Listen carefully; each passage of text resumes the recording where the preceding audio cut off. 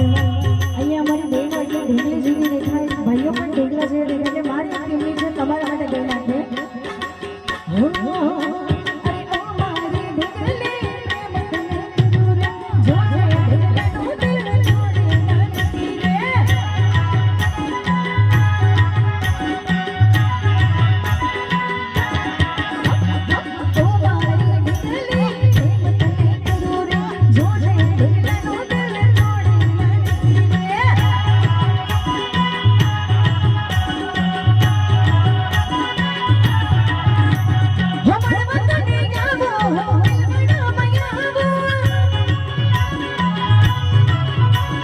What about